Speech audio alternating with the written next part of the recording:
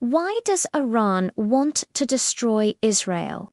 This question seems to pop up all the time in the news, usually with images of protests and fiery speeches.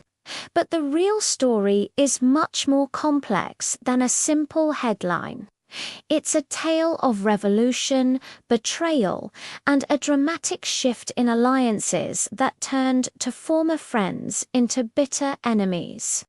To understand it, we have to go back in time, long before the headlines we see today. Let's start in the 1950s.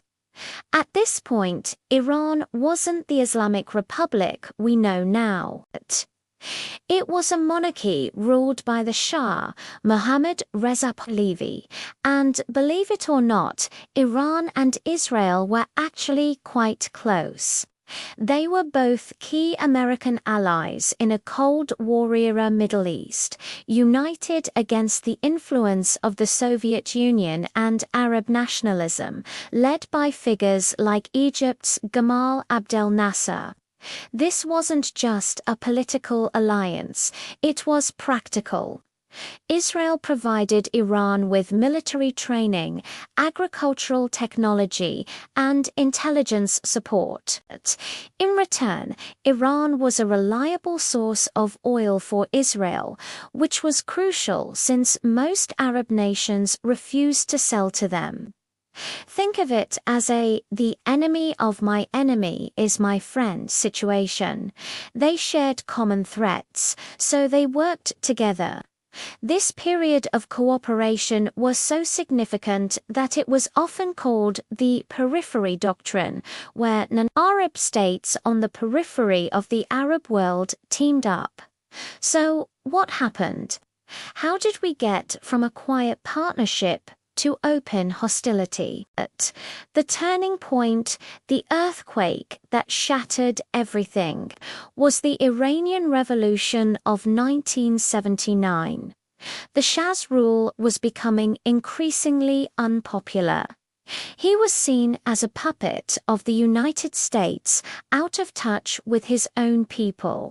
His modernization programs often clashed with traditional religious values.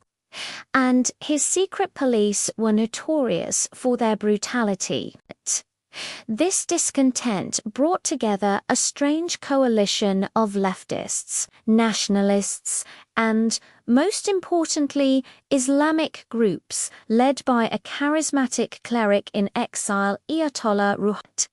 When Khomeini returned to Iran in 1979 and the Shah fled, the entire political landscape of the Middle East was redrawn overnight.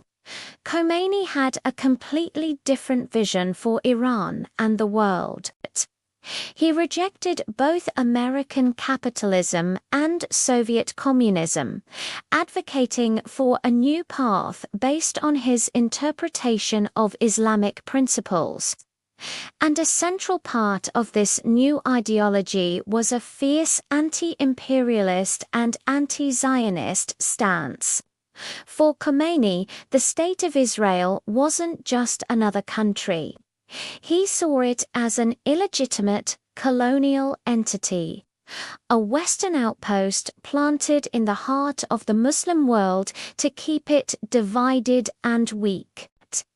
He famously called Israel a little Satan, with the United States being the great Satan. This wasn't just rhetoric. It was a core belief that shaped the new republic's foreign policy. The new Iranian government immediately cut all ties with Israel. The Israeli embassy in Tehran was shut down and handed over to the Palestine Liberation Organization. The POA, the Quiet Oil for Tech Partnership, was over. In its place was a declared ideological war. From Iran's new perspective, supporting the Palestinian cause wasn't just a political choice. It was a religious and revolutionary duty. They saw the conflict not as a simple border dispute, but as a fight for justice against an occupying force. This is a crucial point to understand. Iran's opposition to Israel is framed as a struggle for the oppressed, a key theme of the 1979 revolution itself. Over the next decade, this ideological conflict started to take physical form. The 1982 Lebanon War was a major catalyst. When Israel invaded Lebanon to push out the plow, Iran saw an opportunity. Its Revolutionary Guard Corps, or IRGC, went into Lebanon. They didn't go to fight Israel directly, but to train and organize local Shia Muslim groups who felt marginalized and were resisting the Israeli occupation. This is how Hezbollah was born, with Iranian funding, training, and ideological guidance. Hezbollah grew from a small militia into a powerful political and military force in Lebanon. It became Iran's most successful proxy non-state actor that could directly challenge Israel on its northern border, allowing Iran to wage its ideological war without engaging in direct state-and-state conflict. This strategy of using proxies became Iran's signature move. Why fight a conventional war you might lose when you can support groups that share your goals? This allows Iran to project its power across the region, creating what's often called the axis of resistance. This network includes Hezbollah in Lebanon, various militias in Iraq and Syria, and the Houthis in Yemen, all united by their opposition to Israel and American influence. The years that followed were a long, simmering shadow war. It wasn't fought on traditional battlefields, but through assassinations, cyber attacks, and proxy conflicts. Israel, for its part, viewed Iran as an existential threat, especially as Iran's nuclear program began to develop. The nuclear issue added a terrifying new dimension to the conflict. For Israel, the thought of a regime that openly calls for its destruction acquiring a nuclear bomb is an absolute nightmare. This is their ultimate red line.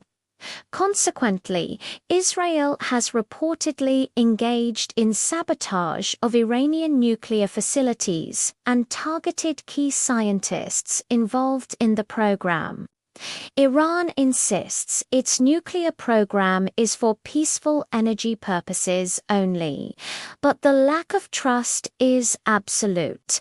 Each side sees the other's actions as proof of their hostile intentions, creating a cycle of escalation that's incredibly difficult to break. Then came the Syrian civil war in 2011. This conflict brought the shadow war out into the open like never before. Iran intervened heavily to save its ally, President Bashar al-Assad.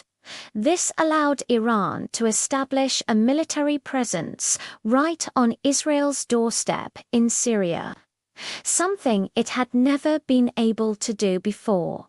For Israel, this was an unacceptable threat. Suddenly, Iranian-backed forces were operating just miles from the Golan Heights. In response, Israel began conducting hundreds of airstrikes in Syria, targeting Iranian weapon shipments, bases, and personnel. Syria became the main arena for the direct military confrontation between Iran and Israel.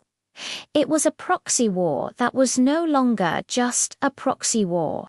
So, to bring it all together, Iran's desire to destroy Israel is based on ancient ethnic or religious hatreds going back centuries. It's a modern phenomenon born from the 1979 revolution. It's rooted in an anti-imperialist, pan-Islamic ideology that sees Israel as an illegitimate tool of Western power in the Middle East. This ideology has been put into practice through a strategy of supporting a network of proxy forces, the axis of resistance which allows Iran to challenge Israel indirectly. The nuclear program and the war in Syria have dramatically raised the stakes, turning a long shadow war into a more direct and dangerous confrontation. It's a conflict driven by ideology, geopolitics, and a deep mutual paranoia where each side genuinely sees the other as an existential threat to its survival. Understanding this history from partners under the Shah to sworn enemies after the revolution is the key to understanding why this conflict continues to shape the Middle East and the world today. It's a story of how a single event can change everything. Thanks for watching. If you found this explanation helpful, please consider liking this video and subscribing to our channel for more deep dives into complex global issues. See you next time.